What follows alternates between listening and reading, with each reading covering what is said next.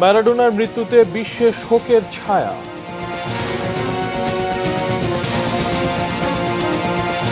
আকাশ ছোঁয়া খ্যাতি আর বিতর্ক নিয়েই চিরস্মরণীয় ম্যারাডোনা। অপরাধী যেই হোক ব্যবস্থা নিন, প্রধানমন্ত্রীর নির্দেশ। প্রতি মাসে 50 লাখ মানুষ করোনা ভ্যাকসিন পাবে, জানালেন স্বাস্থ্যমন্ত্রী। এবং আবারও নিজেকে বিজয়ী দাবি ট্রাম্পের।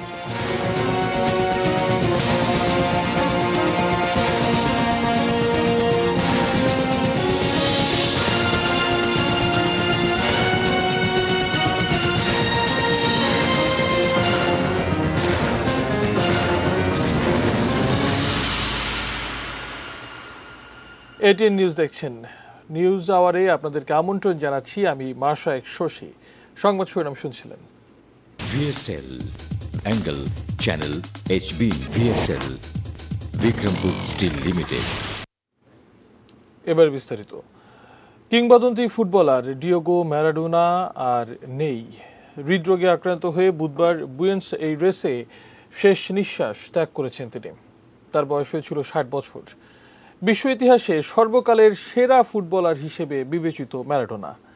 তার নেতৃত্বে 1986 সালে বিশ্বকাপ জেতে আর্জেন্টিনা। টুর্নামেন্ট জুড়ে তার জাদুকরী পারফরমেন্স আজও ফুটবল প্রেমীদের কাছে জীবন্ত। ফুটবল ঈশ্বরের প্রয়াণে শোকে স্তব্ধ সারা বিশ্ব।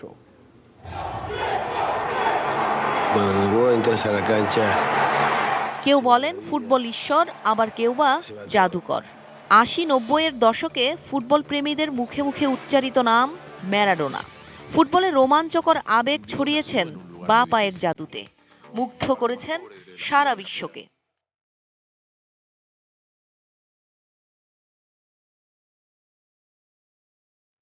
ফুটবল মহানায়ক চলে গেলেন মস্তিষ্কে রক্তক্ষরণজনিত জটিলতায়।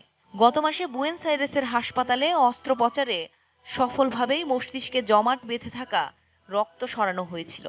মাদকাসক্তি নিয়ে নানা জটিলতা থাকায় পুনর্বাসনের জন্য দিয়াগোকে নেওয়া হয় একটি মাদকাসক্তি নিরাময় কেন্দ্রে।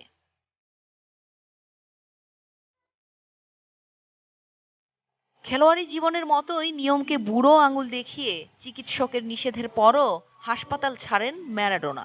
বুধবার নিজ বাসায় হঠাৎ হৃদযন্ত্রের ক্রীড়া বন্ধ হলে ফুটবল ঈশ্বরের জীবনের সমাপ্তি হয়। 1960 সালে বুয়েন্স আইরেসে জন্ম নেয়া দিয়াগো আর্জেন্টিনোস জুনিয়রের হয়ে 16 বছর বয়সে পেশাদার ক্যারিয়ার শুরু করেন। আর্জেন্টিনার জার্সিতে 91 ম্যাচ খেলে করেছেন 34 গোল। ক্লাব ক্যারিয়ারে মাতিয়েছেন বার্সেলোনা, নাপোলি, সেভিয়া ও নিউওয়েলস ওল্ড বয়েজ ক্লাব। 1986 বিশ্বকাপে তার নেতৃত্বে দ্বিতীয় বিশ্বকাপের দেখা পায় আর্জেন্টিনা। সেই বিশ্বকাপেই শতাব্দীর অন্যতম সেরা জাদুকরী গোল আর বিখ্যাত হ্যান্ডস অব গডের দেয়া গোল করেই সর্বকালের সেরা খেলোয়াড়ের একজন বনে যান ম্যারাডোনা। তার নেতৃত্বে 1990 সালের ইতালি বিশ্বকাপেও ফাইনালে খেলে আর্জেন্টিনা। তবে সেবার পশ্চিম জার্মানির কাছে হেরে যায় আলবি সেলেস্তেরা। 1994 সালের যুক্তরাষ্ট্র বিশ্বকাপে ড্রাগ টেস্টে পজিটিভ হওয়ায় ম্যারাডোনাকে নিষিদ্ধ করা হয়। 1997 সালে নিজের 37তম জন্মদিনে পেশাদারি ফুটবল থেকে অবসর নেন ম্যারাডোনা।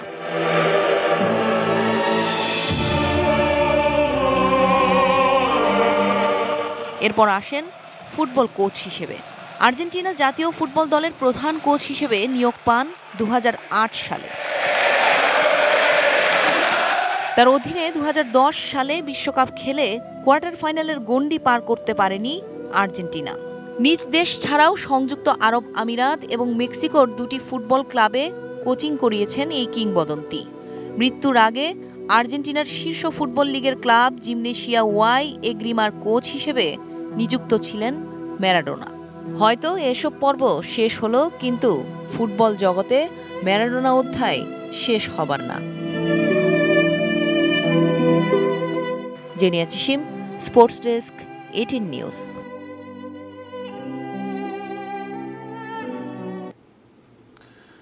ম্যারাডোনার মৃত্যুতে শোক বিশ্বজুড়ে।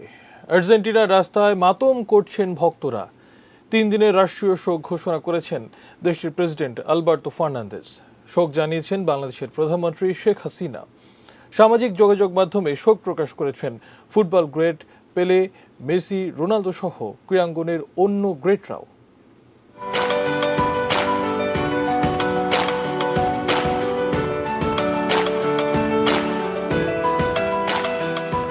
সর্বকালের সেরার প্রশ্নে ম্যারাডোনার সঙ্গে যার বিতর্ক সবচেয়ে বেশি, সেই পেলে টুইটারে লিখেছেন, কি দুঃখের খবর, অসাধারণ এক বন্ধুকে হারালাম।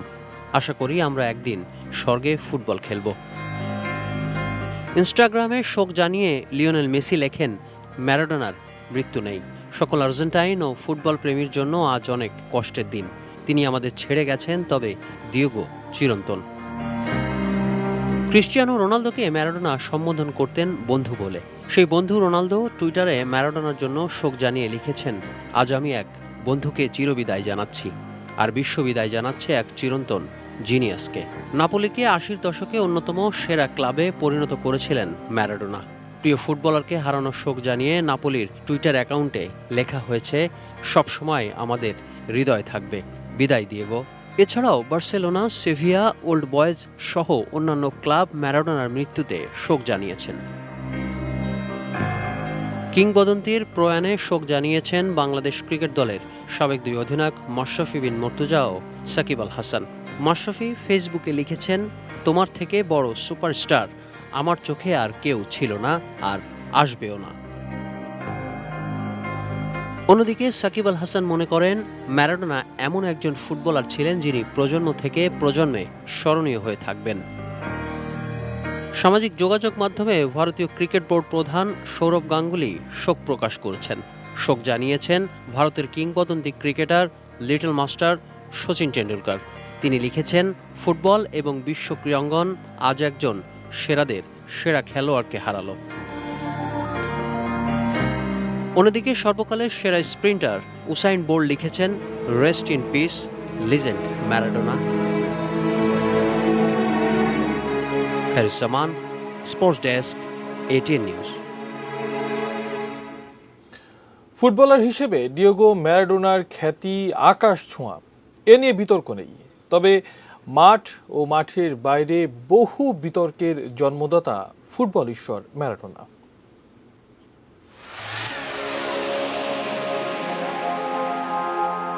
1986-তে প্রায় একক প্রচেষ্টায় আর্জেন্টিনাকে বিশ্বকাপ জেতানো ম্যারাডোনা 8 বছর পরেই দেখলেন মুদ্রার উল্টোপিঠ। ড্রাগ বিতর্কে জড়িয়ে মাত্র 2 ম্যাচ খেলেই 94 বিশ্বকাপে বহিষ্কার ফুটবল ঈশ্বর। 91 সালেও ড্রাগ টেস্টে পজিটিভ হওয়ায় ফুটবল থেকে 15 মাস নিষিদ্ধ ছিলেন ম্যারাডোনা। বার্সেলোনা ও নাপোলিতে খেলার সময় মাদকের নেশা বেশি পেয়ে বসে দিয়েগোকে। শুধু মাদক না, নারী কেলেঙ্কারিতেও জড়িয়ে ম্যারাডোনা শিরোনামে এসেছেন বারবার। 20 বছরের পুরনো সংসার ভেঙে সম্পর্ক গড়েছেন একাধিক বান্ধবীর সঙ্গে। সন্তান অস্বীকার নিয়েও বিতর্ক কম হয়নি।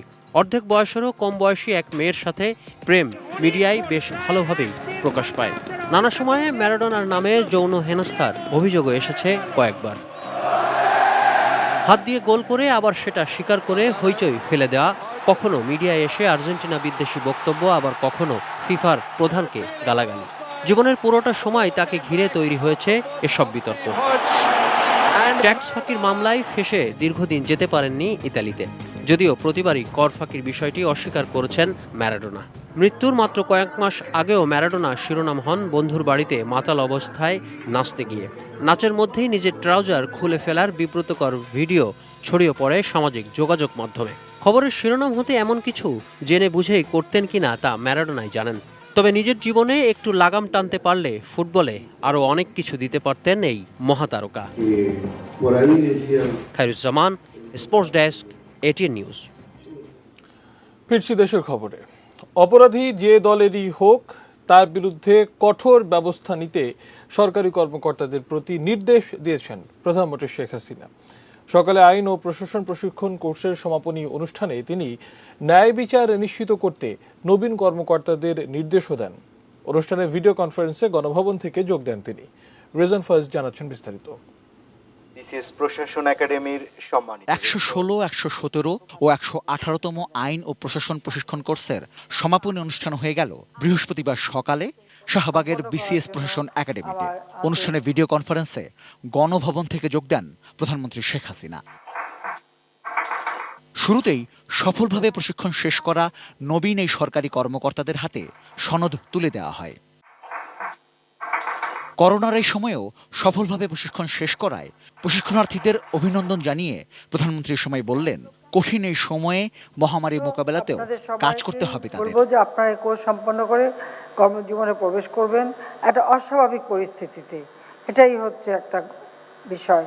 কিন্তু সেখানে স্বাস্থ্যবিধি আপনি যেমন মেনে চলবেন, আপনার সহকর্মীরা যেন মেনে চলে, দেশবাসী যেন মেনে চলে, আপনার কর্মস্থলে যেন সেটা মেনে চলে, এ বিষয়ে আপনাদের যথেষ্ট সচেতন থাকতে হবে এবং আপ্রান্ত থাকবেন। শেখ হাসিনা বললেন, বাংলাদেশকে বঙ্গবন্ধুর আদর্শে গড়ে তোলার লক্ষ্য নিয়েই কাজ করছে তার সরকার। নবীন কর্মকর্তাদের প্রতি তার নির্দেশনা, নিজেদের মেধা জ্ঞান দেশ ও মানুষের সেবায় কাজে লাগান। যে আপনাদের যে মেধা, আপনাদের জ্ঞান, আপনাদের বুদ্ধি, মনন, সেগুলি আপনারা কাজে লাগাবেন দেশ ও জাতির সেবায়। এদেশের মানুষ যেন নিরাপদ থাকতে পারে, উন্নত জীবন পেতে পারে, আর বিশ্ব দরবারে আমরা যেন মাথা উঁচু করে চলতে পারি সম্মানের সাথে। মানুষ যেন ন্যায় বিচার পায়, প্রশাসনের সেবা পায়, তাদের নিজেদের ভাগ্য তারা গড়তে পারে, সেই সুযোগ পায়। অপরাধ দমনে কঠোর হবার নির্দেশনা দিয়ে প্রধানমন্ত্রী এই সময় বললেন, অপরাধী কোন দলের সেদিকে তাকানোর কোনো প্রয়োজন নেই। হঠাৎ এই যে ধর্ষণ, তারপরে নারী নির্যাতন, কিশোর গ্যাং সৃষ্টি হলো, মাদক, সন্ত্রাস, জঙ্গিবাদ, দুর্নীতি, এর বিরুদ্ধে আপনাদের যথাযথ ব্যবস্থা নিতে হবে। সেখানে কারো মুখ চেয়ে না, যারাই অপরাধীকে অপরাধী হিসেবেই দেখবেন, এটাই আমার কথা।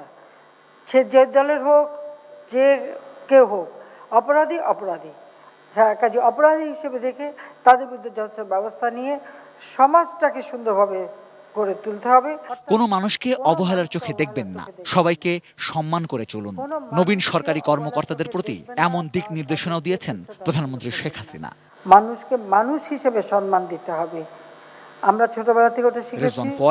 ATN news, Dhaka. প্রতি মাসে 50 লাখ মানুষকে করোনার ভ্যাকসিন দেওয়া হবে জানিয়েছেন স্বাস্থ্যমন্ত্রী জাহিদ মালিক। বলেছেন, প্রাথমিকভাবে আনা 3 কোটি ডোজ পাবে 1.5 কোটি মানুষ।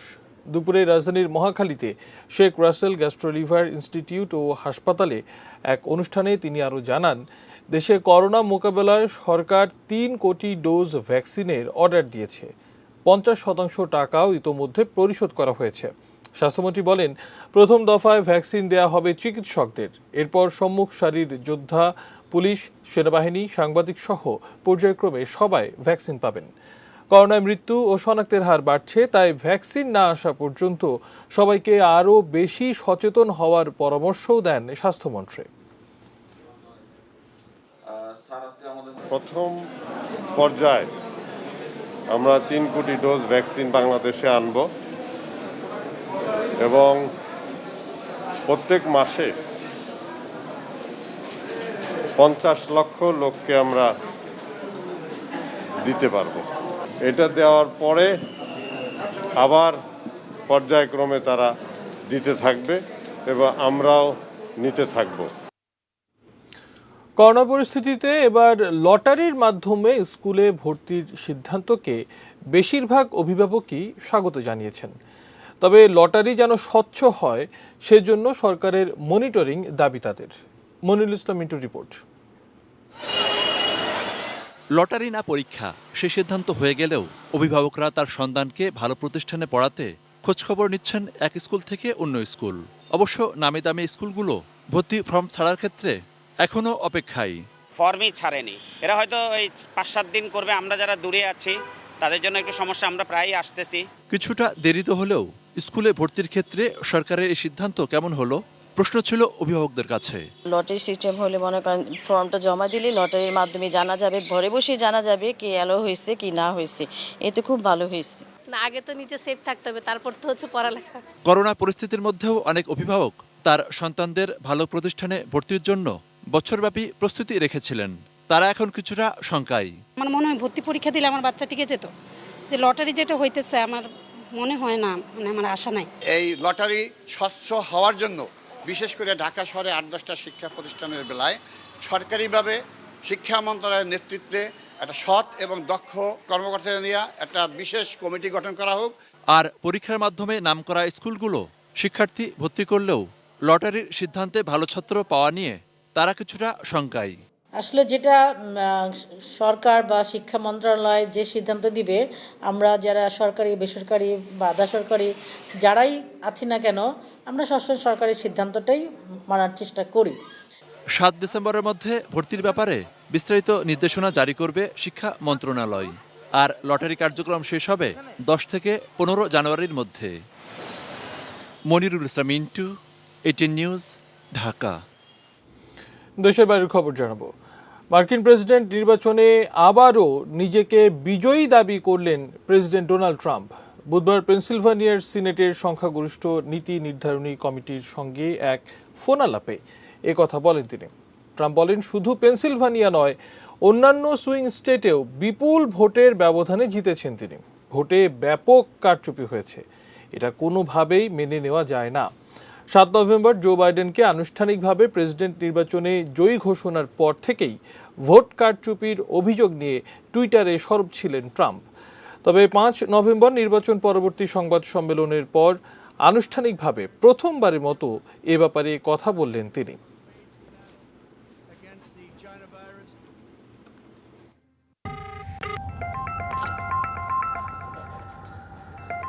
ম্যাডাম, বিকাশ থেকে নাহিদ বলছি। অ্যাকাউন্ট আপডেটের জন্য আপনার ফোনের এসএমএস-এ যে 6 সংখ্যার নাম্বারটি গিয়েছে সেটি বলুন। কি? প্রথমে বিকাশ সেজে বিশ্বাস জিতে নিলাম, জলদি, না হলে বিকাশ অ্যাকাউন্ট বন্ধ হয়ে যাবে। টেনশনে ফেললাম, এখন সব গোপন তথ্য দিয়ে দেবে। এসব ফ্রডগিরি আমার সাথে চলবে না, যত সব। ধুর, ধরা খাইলাম। বিকাশ অ্যাকাউন্টের পিন ও এসএমএস এ আসা 6 সংখ্যার নাম্বার আপনার গোপন তথ্য, কাউকে দেবেন না। কেউ চাইলেই বুঝবেন প্রতারক। এমন কল পেলেই কেটে দিন। সময় হলো বাজিদ স্টিল বিরতি নেবার। অন্যান্য খবরের সাথে আরো জানিয়ে ফিরব। 2 সহযোগী সহ মাদক সম্রাজ্ঞী হাওয়া গ্রেপ্তার এবং খাতুনগঞ্জে কমতে শুরু করেছে পেঁয়াজের দাম।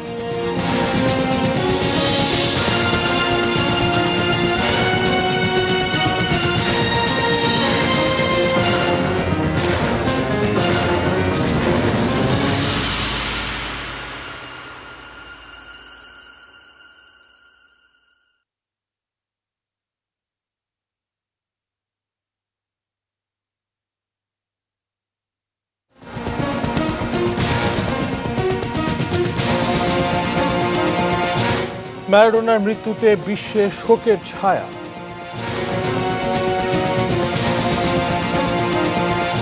আকাশ ছোঁয়া খ্যাতি আর বিতর্ক নিয়েই চিরস্মরণীয় ম্যারাডোনা। অপরাধী যেই হোক ব্যবস্থা নিন, প্রধানমন্ত্রীর নির্দেশ। প্রতি মাসে 50 লাখ মানুষ করোনা ভ্যাকসিন পাবে, জানালেন স্বাস্থ্যমন্ত্রী। এবং আবারও নিজেকে বিজয়ী দাবি ট্রাম্পের।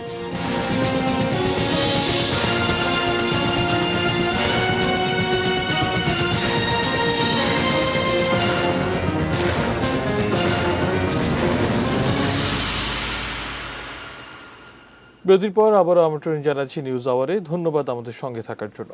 আরও কিছু সংবাদ জানাবো। 19 কেজি গাঁজা সহ রাজধানীর মিরপুর থেকে মাদক সম্রাজ্ঞী সাদিকুন নাহার হাওয়া সহ 2 সহযোগীকে গ্রেপ্তার করেছে পুলিশ। মিরপুর জোনের সহকারী police commissioner M Moinul Islam সংবাদ সম্মেলন করে জানান, মুদির দোকানের আড়ালে দীর্ঘদিন গাঁজার ব্যবসা করে আসছিল হাওয়া বেগম। ছেলে শাওনকে দিয়ে তিনি একটি চক্র গড়ে তোলেন এবং গত মঙ্গলবার 4 কেজি গাঁজা সহ মিরপুর থেকে সুরুজ মিয়াকে আটকের পর এই চক্রটি সম্পর্কে তথ্য আসে পুলিশের কাছে। পরে বিভিন্ন স্থানে অভিযান চালিয়ে সাদিকুন নাহার হাওয়া বেগমকে 12 কেজি ও শাওনকে 3 কেজি গাঁজা সহ আটক করে পুলিশ। হাওয়া আগেও বিপুল পরিমাণ গাঁজা সহ আটক হয়েছিল। একজন মাদকের বড় ব্যবসায়ী, সেও একজন মহিলা, আসমা। এই আসমা এদের কাছে, এই হাওয়ার কাছে সে এই গাঁজাগুলো ট্রাকে করে, পিকআপে করে বিভিন্ন মাধ্যমে সে পাঠায় এবং এই সাদিকুন নাহার হাওয়া সে ঢাকার বিভিন্ন স্থানে তার যে স্পটগুলো রয়েছে সে এখানে এই মাদকের ব্যবসাগুলো দীর্ঘদিন ধরে পরিচালনা করে আসছিল। রংপুরের মিঠাপুকুরে ডিবি পুলিশ পরিচয়ে গাড়ি থামিয়ে ছিনতাইয়ের পর এক গরু ব্যবসায়ীকে মাইক্রোবাস চাপায় হত্যা করা হয়েছে। বুধবার মধ্যরাতে মিঠাপুকুরের জয় আনোয়ার এলাকায় এ ঘটনা ঘটে। নিহত বাদশাহ মিয়ার বাড়ি দিনাজপুর জেলার নবাবগঞ্জে। লালমনিরহাট থেকে গরু নিয়ে রাতে ভটভটিতে করে নবাবগঞ্জে ফিরছিলেন তিনি। সে সময় তার সঙ্গে আরও 2 জন ছিলেন। জয় আনোয়ার এলাকায় একটি সাদা মাইক্রোবাসে আসা কয়েকজন লোক ভটভটি থামায় এবং নিজেদের ডিবি পুলিশ পরিচয় দিয়ে গরু বহনকারী গাড়িটিতে তল্লাশি চালানোর অভিনয় করে। এ সময় বাদশাহ মিয়ার কাছে থাকা 3.5 লাখ টাকা ছিনিয়ে নেয় তারা। চলে যাওয়ার সময় মাইক্রোবাসের সামনে গিয়ে বাধা দেওয়ার চেষ্টা করলে বাদশাকে চাপা দিয়েই দুর্বৃত্তরা পালিয়ে যায়। পরে রংপুর মেডিকেল কলেজ হাসপাতালে ভর্তি করা হলে কর্তব্যরত চিকিৎসক তাকে মৃত ঘোষণা করেন। এবারে সোশ্যাল ইসলামী ব্যাংক লিমিটেড বাণিজ্য সংবাদ।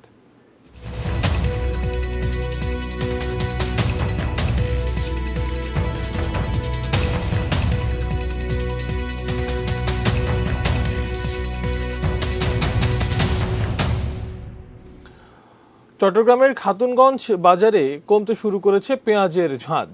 অতিরিক্ত সরবরাহের কারণে পাইকারি বাজারে সব ধরনের পেঁয়াজের আমদানি দাম এখন প্রতি কেজি 40 টাকার নিচে। চলতি বছরের সেপ্টেম্বরে ভারতের পেঁয়াজ রপ্তানি বন্ধ ঘোষণার পরদিন থেকে দেশের বাজারে বাড়তে শুরু করে পেঁয়াজের দাম। এরপর থেকে বেশি মুনাফার আশায় মিয়ানমার, চীন, মিশর সহ বিভিন্ন দেশ থেকে পেঁয়াজ আমদানি শুরু করেন আমদানিকারকরা। দেশের সবচেয়ে বড় পাইকারি পেঁয়াজের বাজার খাতুনগঞ্জে দেখা গেছে বিদেশি পেঁয়াজের দাম কেজি প্রতি 20 থেকে 35 টাকার মধ্যে হলেও দেশি পেঁয়াজ বিক্রি হচ্ছে 45 টাকায়।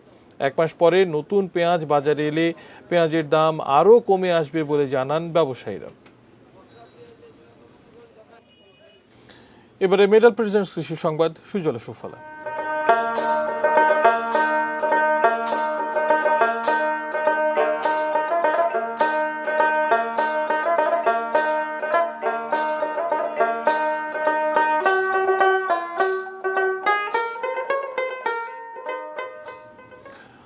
কমলা চাষে বিপ্লব ঘটিয়েছেন চাঁপানবাবগঞ্জের কৃষক মতিউর রহমান। উষ্ণ তাপমাত্রার বরেন্দ্র অঞ্চলে কমলার বাণিজ্যিক চাষে সফলতা পেয়েছেন তিনি। তার কমলা ও কলম গাছের চাহিদা এখন সারা দেশে। রুবেল ইসলামের ছবিতে বুলবুল হাবিবের রিপোর্ট দেখুন। চাঁপাইনবাবগঞ্জের জামতলা এলাকায় 5টি প্লটে 71 বিঘার জমির ওপর মতিউর রহমানের মোনামিনা কৃষি খামার। 3 বছর আগে দেশের বাইরে থেকে কয়েক জাতের কমলা চারা এনে লাগান। শুধু কমলা নয়, মালটা, পেয়ারা, আমসহ বিভিন্ন প্রজাতির মিশ্র ফল বাগানে সফলতা পেয়েছেন তিনি। বাগানে রয়েছে রামবুটান, অ্যাভোকাডোর মতো বৈচিত্র্যময় বিদেশি ফল। আমার কাছে এখানে আছে অস্ট্রেলিয়ান কমলা, আমেরিকান ম্যান্ডারিন কমলা, চায়না কমলা, দার্জিলিং কমলা, নাগপুরি কমলা। এই কমলাগুলো আমাদের এখানে আমাদের আবহাওয়া এবং মাটির সাথে ভালো অ্যাডজাস্ট হচ্ছে আর কি। মাতৃগাছ থেকে কলম চারা উৎপাদন করেন মতিউর। বছরে তিনি প্রায় 1,30,00,000 টাকার চারা ও ফল বিক্রি করেন। আমার ভবিষ্যতের চাওয়া যে আমরা আমাদের প্রতিটা কৃষকের আঙিনায় এবং জমিতে যেন আমরা এই কমলা জাতীয় ফসল বা নতুন নতুন ফসল বা ফল আমরা ছড়িয়ে দিতে পারি। স্ত্রী, ছেলে মেয়ে সহ পরিবারের সবাই বাগানে কাজে জড়িত। ব্যক্তিগত পর্যায়ে বৃক্ষরোপণে প্রধানমন্ত্রীর জাতীয় পুরস্কার 2015 সহ অনেক পুরস্কার পেয়েছেন মতিউর রহমান। তিনি এখন অনেকের কাছে দৃষ্টান্ত। তা আমাদের যেটা দৃঢ় বিশ্বাস যে বাংলাদেশের যে কোনো অঞ্চলে বাণিজ্যিকভাবে এটা চাষিরা চাষ করতে পারবেন এবং এর আপনার চাষিরা অর্থনৈতিকভাবে লাভবান হবে। সারের পরিচর্যা, পানির পরিচর্যা এবং অন্যান্য যে সমস্ত যত্ন এবং ব্যবস্থাপনা রয়েছে, এই ব্যবস্থাপনা এবং যত্নগুলো যদি আমরা নিতে পারি, সঠিক চারা যদি আমরা ব্যবহার করি তাহলে অবশ্যই আমাদের দেশে সুন্দর কমলা এবং মালটা আমরা উৎপাদন করতে পারবো। একটি দেশের অর্থনৈতিক উন্নয়নে কৃষি মূল নিয়ামক হিসেবে কাজ করে, আর সেই অর্থনীতি চাকে সচল রাখতে কাজ করছেন মতিউর রহমানের মতো সফল স্বপ্নবান কৃষকরা। তাই এর জন্য দরকার সরকারি পৃষ্ঠপোষকতা ও মূল্যায়ন। বুলবুল হাবিব, এটিএন নিউজ, মনামিনা কৃষি খামার, জামতলা, চাঁপাইনবাবগঞ্জ। সময় হলো আরও একবার বাজিদ স্টিল বিরতি নেবার, এরপর আরও জানিয়ে ফিরব।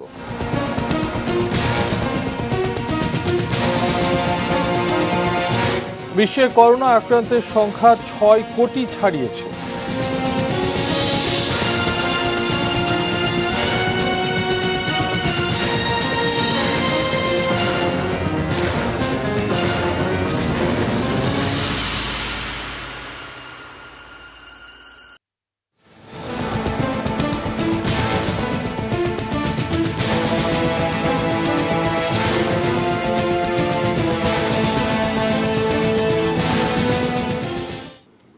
বিরতির পর আবারও আমন্ত্রণ জানাচ্ছি নিউজ আওয়ারে। ধন্যবাদ আমাদের সঙ্গে থাকার জন্য। ঝিনাইদহের শৈলকুপার ঐতিহাসিক কামান্না গণহত্যা দিবস আজ।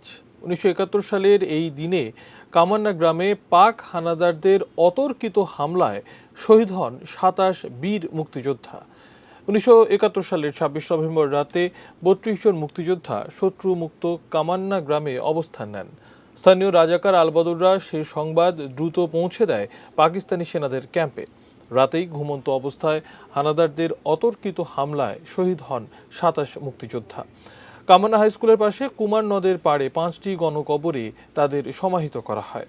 প্রতি বছরের মতো এবারও 27 শহীদের স্মৃতি সংরক্ষণ সংসদের আয়োজনে আলোচনা সভা ও দোয়া মাহফিল অনুষ্ঠিত হয়েছে। আবারও দেশে বাইরের খবর জানাবো।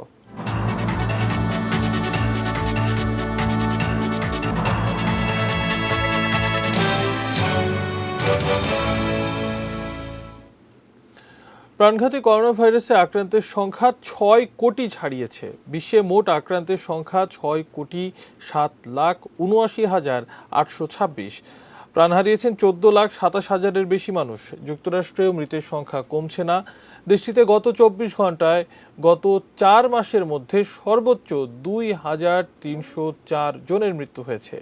এ নিয়ে দেশটিতে প্রাণহানি হল 2,68,262 জনের। একদিনে যুক্তরাষ্ট্রে আক্রান্ত হয়েছেন 1,81,124 জন মানুষ।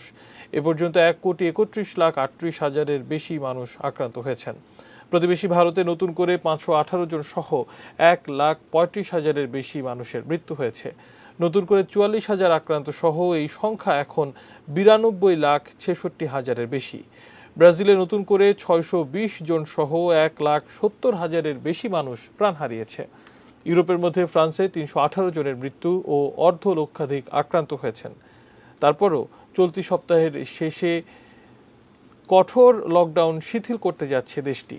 পারিবারিক পরিসরে বড়দিনের উৎসব করা যাবে, তবে বার এবং রেস্টুরেন্ট আগামী 20 জানুয়ারি পর্যন্ত বন্ধ থাকবে। আগামী 3 ডিসেম্বর ব্রিটেনে লকডাউন শেষ হলে 3 ধাপে স্বাস্থ্যবিধি প্রণয়ন করা হবে। খেলার খবর জানাবো।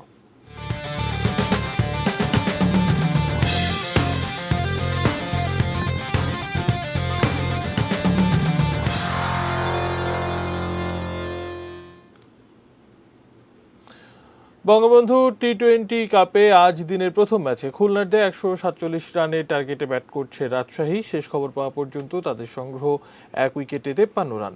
মিরপুরে টস হেরে ব্যাট করতে নেমে খুলনাকে ভালো শুরু এনে দিতে পারেননি ইমরুল কায়েস ও এনামুল হক। ব্যক্তিগত 0 রানে ফিরে যান ইমরুল কায়েস। এরপর সাকিব আল হাসানও বেশিক্ষণ উইকেটে থাকতে পারেননি, তিনি আউট হন ব্যক্তিগত 12 রান করে। দলীয় 100 রানে 6 উইকেট হারিয়ে চাপে পড়ে খুলনা। তবে সপ্তম উইকেটে শামীম হোসেনকে নিয়ে 46 রানের অবিচ্ছিন্ন জুটি গড়েন আরিফুল হক। 41 রানে অপরাজিত থাকেন আরিফুল। রাজশাহীর মাকিদুল ইসলাম নেন 2 উইকেট। এদিকে দিনের অপর ম্যাচে সন্ধ্যা 6:30টায় চট্টগ্রামের মুখোমুখি হবে ঢাকা।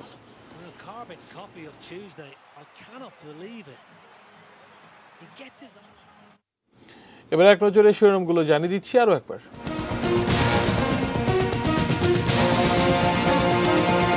ম্যারাডোনার মৃত্যুতে বিশ্বে শোকের ছায়া।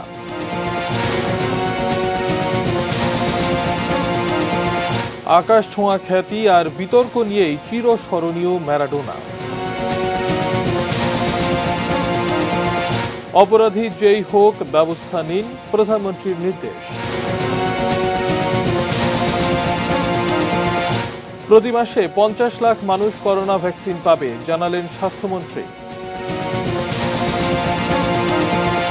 আবারও নিজেকে বিজয়ী দাবি ট্রাম্পের।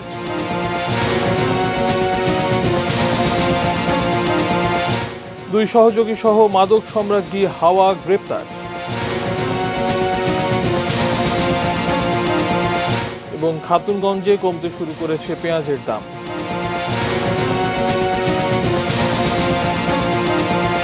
বিশ্বে করোনা আক্রান্তের সংখ্যা 6 কোটি ছাড়িয়েছে।